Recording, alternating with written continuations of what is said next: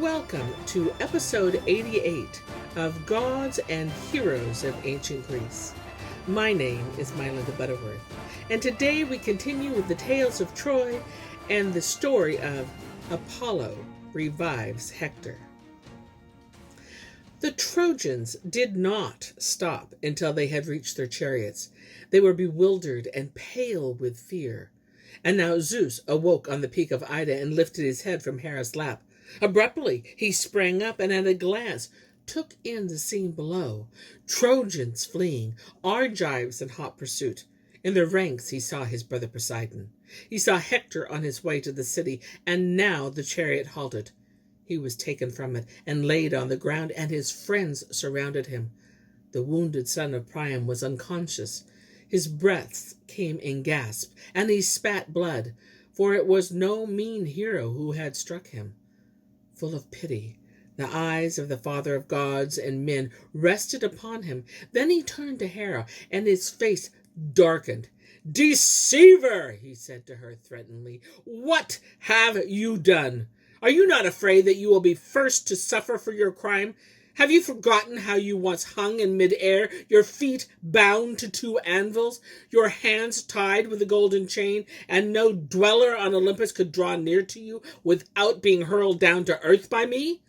That was your punishment for inciting the god of the north wind against my son Heracles. Are you so anxious to endure such a penalty a second time?" For a time Hera said nothing. Then she spoke. "Heaven and earth and the waters of the Styx be my witness," she said, "that it was not I who roused the earth-shaker against the Trojans. It must have been his own heart that prodded him to this. As for me, I should rather try to induce him to obey the command of Zeus, who rules all heaven." The face of Zeus cleared, for Aphrodite's girdle, which Hera had with her, was still doing its work. After a pause he spoke, and his voice was gentler. "If you were in agreement with me in the Council of Immortals," he said, "Poseidon would be compelled to alter his plans in accordance with our wishes. But now, if you are indeed serious in trying to please me, call Iris, who shall summon my brother home from battle, and Apollo, who shall heal Hector and breathe fresh courage into his soul." Hera obeyed. She sped to the halls of Olympus, where the immortals were gathered around the board. When she entered, they rose up from their places, and they offered her his cup. She took that of Themis, sipped of the nectar, and told them the bidding of Zeus. Fleet as the wind, Iris floated down to the field of battle. Hearing his brother's command from her lips, Poseidon was ill pleased. "These are not brotherly words," he said sulkily. "Nor should he try to break my will, for I am as good as he. It is true that when we cast lots for sovereignty, I was appointed only the gray sea, Pluto the underworld, and Zeus heaven. But earth and Olympus are common to us all." "Shall I repeat your defiant words to the father of gods, just as you have said them?" Iris asked hesitantly. But the god thought better of it, and leaving the ranks of the Danai, he grumbled, "Very well, then. I shall come with you, but one thing is certain, and Zeus shall hear of it. If he opposes me and the other gods who favor the Argives, and refuse to decree the fall of Troy, implacable enmity will flare up between us." So he said, and he dipped down into the sea, and immediately the Acheans missed his presence among them. To Hector, Zeus dispatched Phoebus Apollo. The sun god found the son of Priam no longer lying on the ground, but sitting up, for Zeus had revived him. The sweat of anguish had ceased. His breath came more easily. Life had returned to his limbs. When Apollo approached him full of pity, he looked up mournfully and said, "Who are you, best of the immortals, who are come to inquire after me? Have you heard that Ajax the Great cast a stone at me near the ships and struck me in the breast and stopped me just as I was about to conquer? I thought that this very day I should have to behold black Hades." "Be of good courage," Apollo replied. "Zeus has sent me, his own son Phoebus, to you. I shall shield you at his command, as I did before on my own accord, and brandish in your behalf the golden sword you see in my hands. Mount your chariot again. I myself will go on ahead, clear the way for your horses, and help you put the Argives to flight." Scarcely had Hector heard the voice of the god when he leapt up like a horse who has eaten his fill at the manger and breaks his tether impetuously. He swung himself on his chariot, and when the Acheans saw him flying toward them, they stood still and ceased pursuing like hunters and dogs who have followed a stag in the thick of the forest, and suddenly halt at the sight of a shaggy lion which crosses their path. The first to see Hector was Thos of Aetolia, a man of ready words, who had once told the Argive princes among whom he was fighting what he had beheld. "Woe is me!" he cried out. "What miracle is this? Hector, whom all of us saw struck down by the stone of the son of Telamon, is there, upright in his chariot, hastening in battle, joyful and eager. Zeus, the thunder, must be giving him aid. If you take my advice, you will order the bulk of our warriors to retreat to the ships, while we, the bravest, fend him off. For though he is raging forward with the lust to kill, he will hesitate to break through our ranks." The heroes obeyed his wise counsel. They called on the noblest of their numbers, and these swiftly gathered about the two Acheans, Idomeneus and Meriones and Teucer, but all of these behind them withdrew to the ships. The Trojans, meanwhile, advanced in serried ranks. Hector, high in his chariot, was leading them, and he himself, in turn, was led by Apollo, sheathed in cloud, holding in his hand the aegis. Standing shoulder to shoulder, the Argives awaited the enemy, and loud shouts sounded from both hosts. And now arrows whirred from the string, and spears cut the air. But it was the Trojans who always hit the mark. Their missiles quivered in the flesh of their foes, because Phoebus, Apollo, was with them. And every time he shook his aegis in the faces of the Danai and sent forth a terrible shout from his dark cloud, the hearts of the Argives quaked, and they forgot to defend themselves. First, Hector slew Sichas, the leader of the Boeotians, and Arcelius, the friend of Menethus. Aeneas killed and stripped off the armor of Iasus of Athens and Medon, half-brother of Ajax of Locris. Mecistus fell by the hand of Polydamas. Polites slew Echicus and Agenor Colonius. Paris shot Diocus through the back as he was fleeing from the field, and the point of the lance came through his breast. While the Trojans were seizing the weapons of their victims, the Argives fled in utter confusion, dashing toward the trench and the palisades, swerving hither and thither. Some, goaded by terror, were already crossing the wall. Then Hector called to his men, and his voice rang across the field. "Let the bodies lie in their blood-stained armor, and make straight for the ships. If I come on anyone bound elsewhere, I shall do him to death." Thus he cried out, lashing on his horses, and drove toward the trench, while all the heroes of Troy followed him in their chariots. With his feet fully of godly strength, Apollo stamped down the steep banks of the trench and made a bridge for them as long as a spear cast. On this path the god himself crossed first, and with one thrust of his aegis he demolished the wall of the Argives, just as a child playing on the shore of the sea scatters the forts of sand he has only just built. The Acheans were again crowded into the passageways between their ships, and lifted their hands to the gods in supplication. And when Nestor made his prayer, Zeus answered with thunder and boded mercy. The Trojans interpreted the sign from heaven to their own advantage. They raged across the wall with horses, chariots, and men, and fought from the chariots, but the Danai fled to the ships and defended themselves from the decks. While Argives and Trojans were still fighting for the wall, Patroclus sat in the splendid house of Eurypylus, whose wound he was tending, anointing it with the balm of soothing herbs.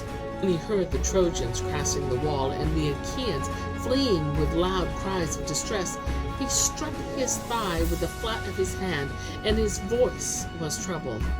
"Eurypylus," he said, Much as I want to help you back to health, I cannot stay here any longer, for the din outside is coming too close. Your comrade in arms will have to help you now. I myself will go to the son of Peleus, and with the aid of the gods, try to induce him to part in the battle again in long last. Hardly had he ended before his swift feet bore him away. All the while, the struggle for the ships went on, and the fortunes of war were equally divided. Hector and Ajax were fighting for one of the ships, and the son of Priam could not force him from his stronghold, nor throw a firebrand into the vessel. And the son of Telamon could not drive Hector back. Ajax's spear felled Calotor, a kinsman of Hector, who had been fighting at his side, and Hector slew Lycophron, comrade of Ajax, with his lance. As he fell, Teucer sprang to his brother's aid and sped a shaft into the neck of Cleitos, charioteer of Polydamas. Polydamas, fighting on foot, caught at the reins of the horses as they plunged away. A second arrow of Teucer's flew toward Hector, but Zeus broke the bowstring, and the missile swerved to one side. Sorrowfully, the archer recognized the interference of a hostile god. Ajax counseled his brother to lay aside his bow and arrows and fight with shield and spear. This he did, and he set on his head a stately helmet. Hector, on the other hand, called to his men, "Take courage! I just saw the thunder break the shaft of the bravest of the Argives. So on to the ships, for the gods are with us." On the other side, Ajax exhorted his warriors. "Shame on you, Acheans," he cried. "We must save the ships or die. There is no other course. If mighty Hector burns them to their keel, do you intend to walk home across the ocean? Or perhaps you think Hector is bidding you to dance rather than to battle? Better to hasten the choice between life and death than loiter in shameful uncertainty, downed by men less worthy than ourselves, men who fight shielded by gods." So spoke Ajax, and felled a Trojan hero. For every man he laid low, Hector slew one of his own comrades. After a little, the struggle centered about the body and the armor of Dolops, whom Menelaus had killed. Hector called on all his brothers and kinsmen, but Ajax and his friends guarded the ships with a veritable wall of shields and lances. Then Menelaus urged forward Antilochus, Nestor's son, saying, "There is no one younger and swifter than you in the entire host, and no one braver. It would be a praiseworthy deed if you leaped from the ranks and slew one of the Trojans." Thus he incited Antilochus, and the youth instantly sprang forward from the throng, looking threateningly about him, and hurled his gleaming spear. As he aimed, the Trojans flew apart. But he struck Melipponus, son of Hyceton, under the nipple. He fell, and his weapon clattered about him. Antilochus raced to him like a hound to the fawn the hunter has shot from the ambush. But when Hector advanced on him, he fled like a beast of prey which has mangled the herdsman or the dog, and, well aware of what he has done, runs away when he sees men coming toward him. Trojan missiles sped in his wake, and Antilochus did not turn until he was safely on his own side again. And now the Trojans rushed on the ships like bloodthirsty lions. Zeus seemed resolved to grant the merciless wishes of Thetis, whose anger was long and unrelenting, like that of her son Achilles. Nevertheless, as soon as the first ship burst into flame, he visited flight and pursuit of the Trojans, and again rewarded the Argives with triumph and glory. Hector fought with bitter rage. He foamed at the mouth, his eyes glittered under his beating brows. The fierce crest of his helmet steamed in the air. Because he was destined to live only a few more days, Zeus gave him strength and splendor beyond all other men for one last time. Already Pallas Athene was preparing grim death for him, but now he tried to break through the ranks of his foes wherever he saw the densest throngs and the finest armor. For a long time he fought without success. The Danai stood man beside man in a solid mass like a cliff in the sea against which the tide pounds in vain, while the spray of the surf spatters its sides. But he threw himself on the warriors as in a storm. A wave rushes on a ship, and the Argives were stricken with terror and fled. One, it was Perphetes of Mycenae, son of Copreus, and a better man than his ugly father, stumbled against the lower rim of his shield and fell backwards, and Hector's lance stabbed him in the breast. The Acheans were retreating from the foremost ships, but they did not scatter through the streets of the camp. Shame and dread kept them together. They crowded around the huts and exhorted one another, above all old Nestor, who quickened their hearts with his battle cry. Ajax, son of Telamon, strode over the ships, and in his right hand he wielded a pole 22 cubits long and bound with iron rings. As an agile rider leaps from horse to horse while the spectators stare in amazement, so he sprang from ship to ship and called down to the Argives in a terrible voice. But Hector, too, was not content to rest in the safe haven of the ranks. As an eagle flashes through the sky and swoops on flocks of cranes or swans resting on the margin of a stream, he rushed on one of the ships, and Zeus himself pushed him on behind so that he flew forward, and all his men after him. Then the battle for the ships broke out afresh. The Argives were ready to die rather than flee, and there was not a Trojan who was not high hopes of being the first to fling a firebrand into the ships. And now Hector laid hold of the stem of the fair ship which had brought Protesilaus to the Troy, but was not destined to take him back, since he had fallen in the battle which took place shortly after the landing. The struggle focused around this ship. It was not a matter of shooting the bow or casting the spear. Fighting at close quarters, the men used sharp hatchets, battle axes, and swords against one another, and thrust with their lances, keeping them in their hand.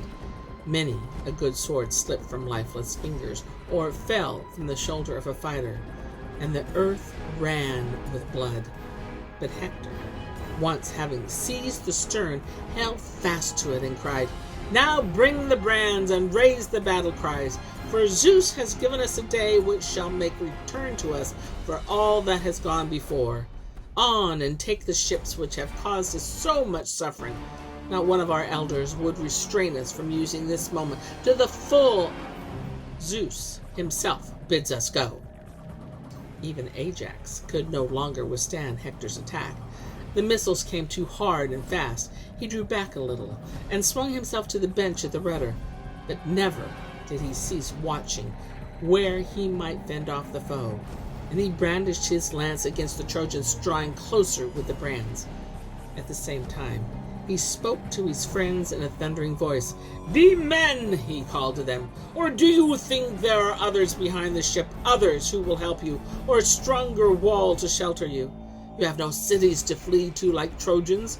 We are on enemy soil, crowded to the edge of the sea, far from the land of our fathers. Our safety depends on the strength of our arms."